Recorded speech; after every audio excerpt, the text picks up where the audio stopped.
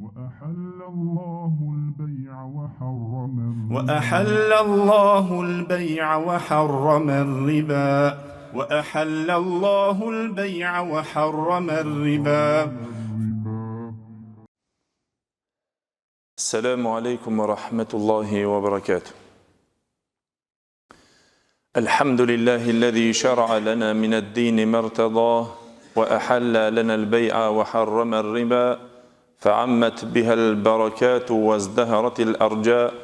أشهد أن لا إله إلا الله وحده لا شريك له له الملك وله الحمد في الأرض والسماء وأشهد أن نبينا وحبيبنا وشفيعنا محمد رسول الله إمام المرسلين وخاتم النبيين وصفوة خلق الله أجمعين. نشهد بأنه بلغ الرسالة وأدى الأمانة ونصح الأمة وكشف الله به الغمة وجاهد في الله حق الجهاد حتى أتاه اليقين. فصلوات الله وسلامه عليه وعلى آله وصحابته والداعين بدعوته والعاملين بسنته بإحسان إلى يوم الدين وبعد.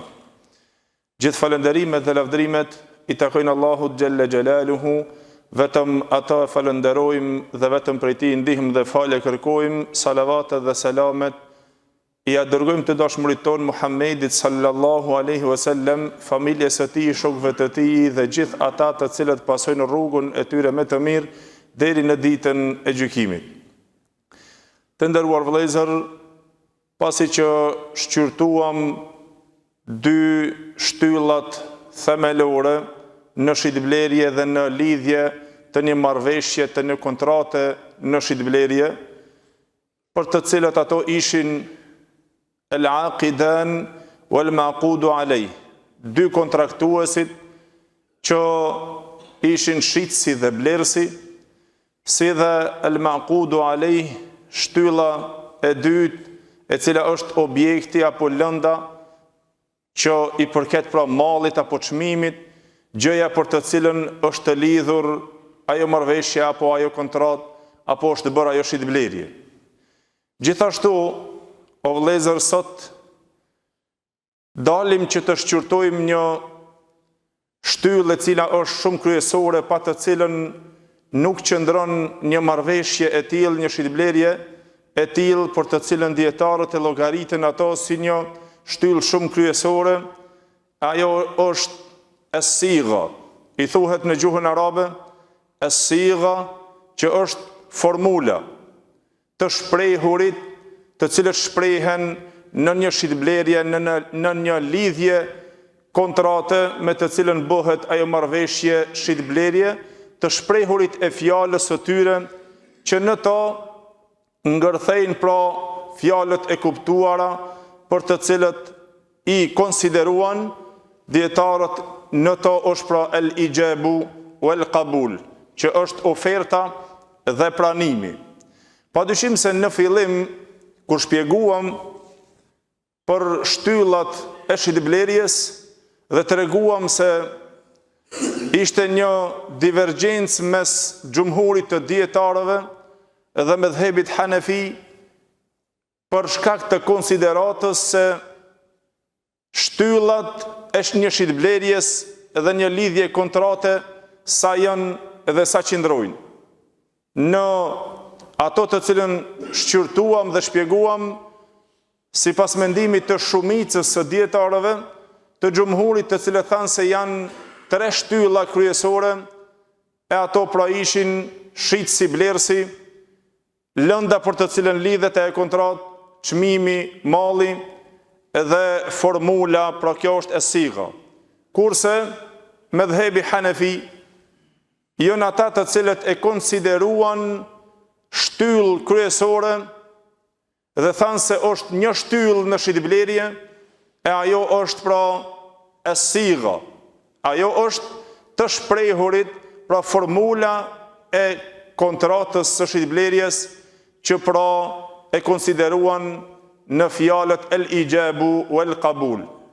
E ajo është oferta dhe pranimi, të përgjigjet çdo gjë me të cilën do të shprehet shitësi dhe do të shprehet blerësi.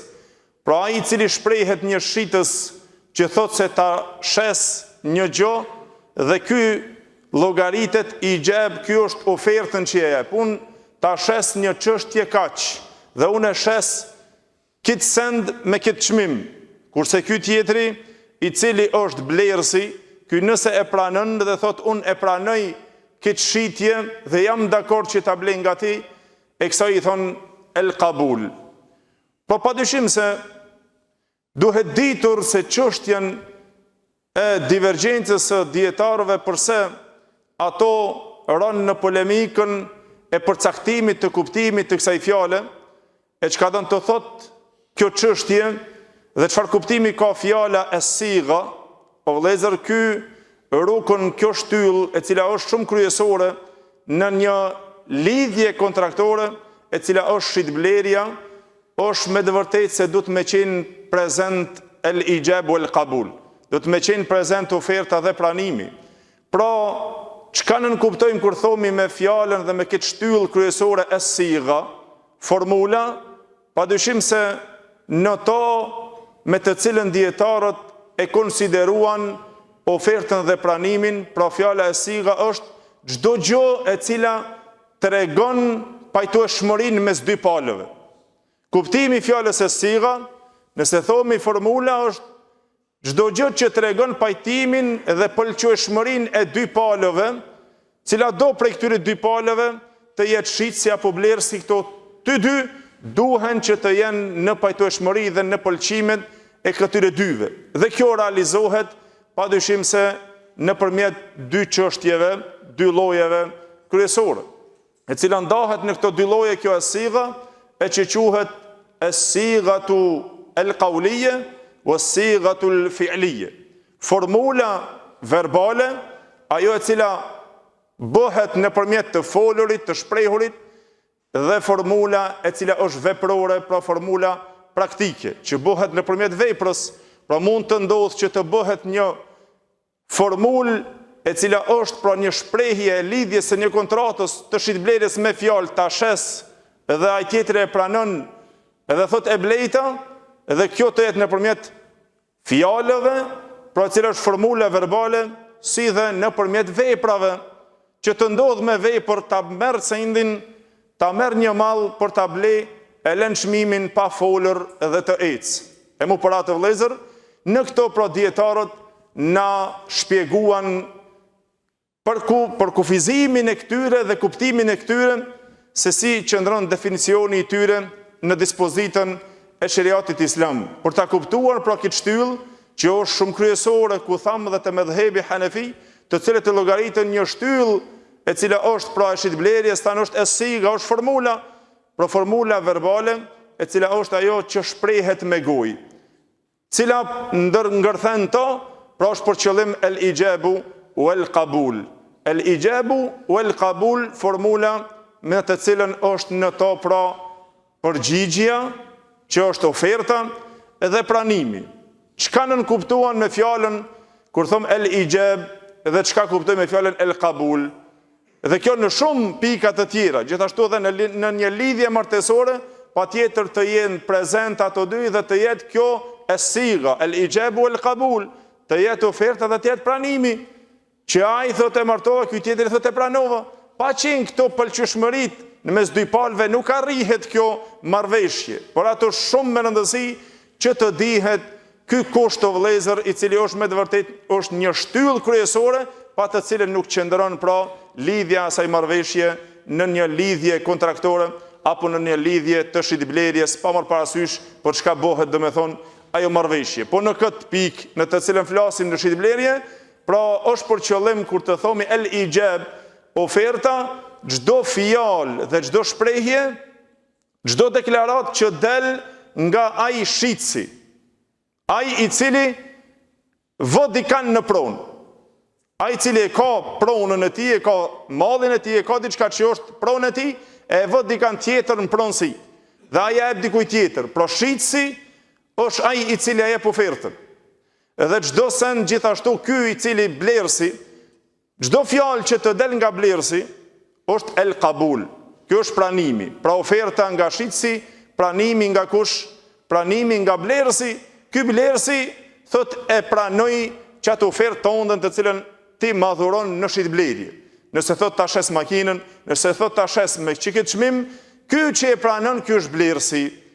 Gjithashtu pra, në ato në të cilën Medhebi Hanefi shkua në vëllezër në një konsiderat tjetër në këtë pikë, jashta asaj me të cilën e konsideruan xhumhuri dhe shumica e dietarëve.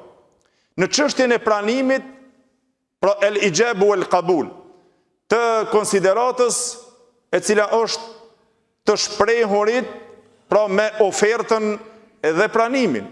Dhe se thanë, duke u munduar në shpjegimin e asaj që të gjithë ngërthen o vëllezër, që është çështje se xhumhuri dhe shumica e dietarëve e konsideruan ato, pra ijabul qabul, oferta dhe pranimi, kjo siga, tha është që të çdo send që ka del fjalë nga shitsi, nga ai pronëdhënësi, çdo send që ka del el ibarat es sadira min el mumellik, ato shprehje që dalin nga pronëdhënësi, ai që e shet atë pronë që e ka të vetën. Kurse el qabul, pranimi tha është çdo send, çdo fjalë që del nga el mutemellik, nga ai pronëmarrësi, pronëfituesi, ai që do ta merr. Tha këto janë domethënë kuptimi e cila përkufizohet. Te Medhebi Hanefi në përkufizimin e kësaj çështje shkuan ndryshe. Ato thanë, çdo fjalë që ka del e para nga ai që fol, çdo shprehje që ka del e para, kja i shitsi apo ke blerësi, por derisa del, fjala e parë quhet ijab, tha është oferta, dhe kush fol i fundit, apo i dytë ai që do të fol i fundit, tha ai është qabul, ai është pranuesi, që e ka pranuar atë çështje. Pra, për ta kuptuar këtë divergjencën dhe dallimin o vëllezër, kjo polemika mes dietarëve ishte në çështjen se konsiderata, ai faktori përcaktues të xhumhuri dietarëve ishte pronëdhënësi, është personi, ai që e ka pronën, ai kur të flet, ta jep ofertën që unë ta shes, edhe ky tjetri i cili është pronëmarrësi, ky kur thotë që e pranoj, atëherë pra te prona, këtu lidhet domethënë kjo oferta dhe pranimi. Ijabul qabul.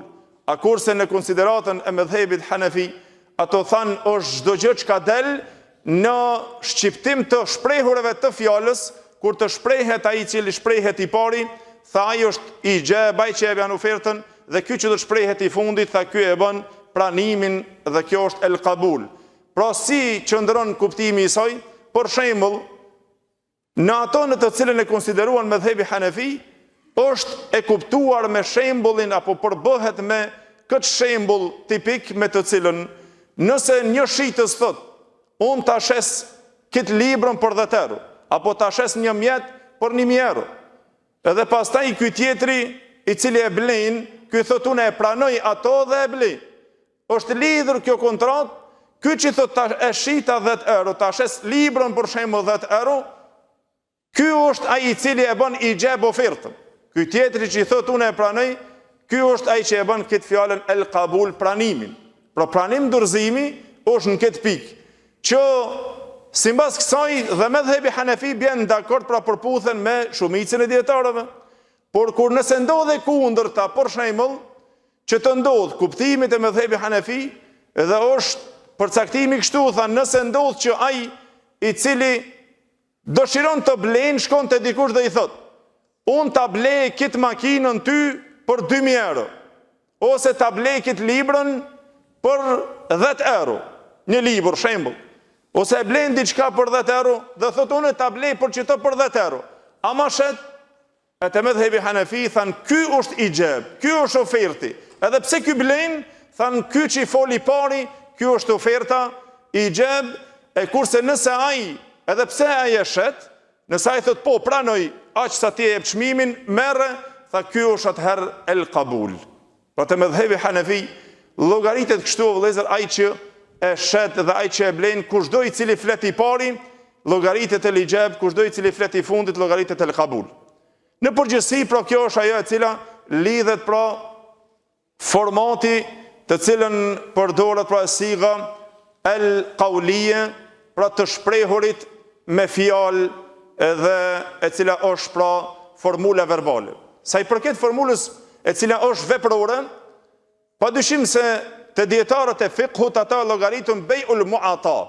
Shitblerja merr jep e dorëzimit dhe pranimit pa folur askush dhe pa bërë ndonjë gjest. A ndodh kjo? Kjo ndodh.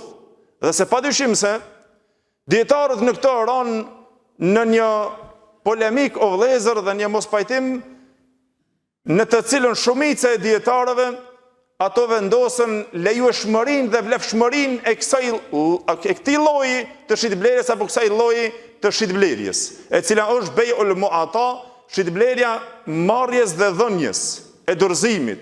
Pra të ndërsjell, si ndodh kjo, që dikush për shembull të shkon dhe ta merr një mall dhe e din çmimin, vetëm e merr mallin, e dorëzon te pronari, ja lën parat dhe ec.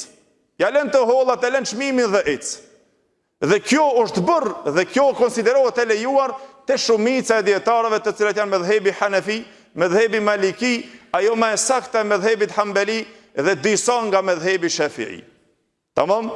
Pse? Për arsye se kështu ka rrjedhora e njerëzimit me të cilën janë bërë dhe në kohën e pejgamberit Allahut, kësi lloj shitblerjesh, ti shkon te furra e bukës, e merr bukën, e din çmimin, i lën parat dhe ec, pa ndodh ndonjë formul verbale aty.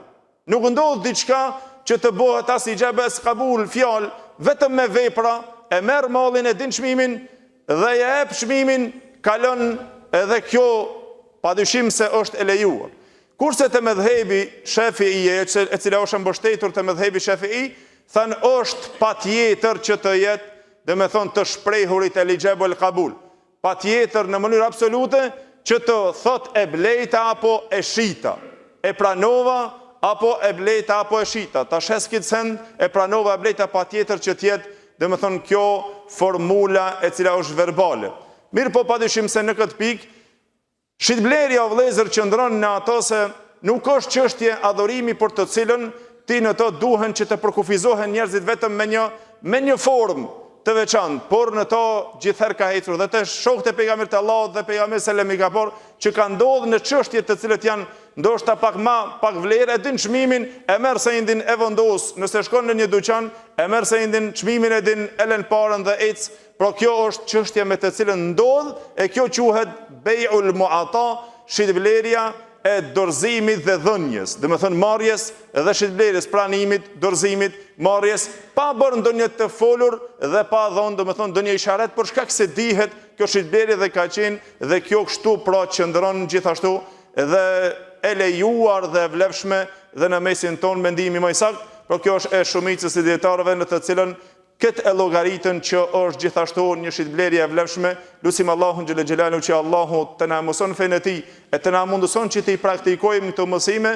Pastaj inshallah në dersin e ardhshëm do të flasim për kushtet e vendosura në këtë shtyllë e cila është shtyllë kryesore në shitblerje me lenin Allahu xhel xhelalu.